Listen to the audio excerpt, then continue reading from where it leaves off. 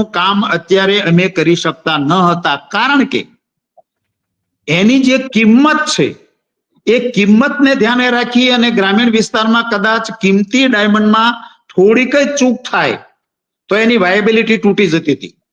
જી. એટલે મને પોસાતું નહોતું કે હું મારી નજરની બહાર જો હીરો બનાવરાવું તો નાની એવી કોઈ ભૂલ થઈ હોય તો હું માર્કેટમાંથી ફેંકાઈ જતો હતો. એટલે હું મારી ફેક્ટરીની બહાર બહુ દૂરના, એટલે મારી નજરની બહાર હું મેન્યુફેક્ચરિંગ નહોતો કરાવી શકતો. એટલે મારે રોજગાર આપવાની એક મર્યાદા હતી વિસ્તારની દ્રષ્ટિએ. એ સાહેબ હીરાની કિંમત તૂટતા એ મર્યાદા તૂટી ગઈ. હવે આજે હું કોઈ આદિવાસી વિસ્તારમાં આપું, કદાચ મને 1% વજન ઓછું આવે ને અને કઈ કટમાં નાનો મોટો ક્વોલિટીમાં ફરક હોય, મને કોઈ ફરક નથી પડતો, કારણ કે કિંમતમાં હવામાન ફરક નથી.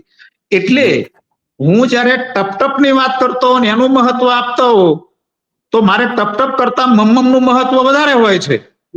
તો મમ્મમ જે છે, મમ્મમ જે એક વ્યક્તિ પાસે પહોંચતું હતું એ આજે 100 વ્યક્તિ પાસે પહોંચશે મમ્મમ.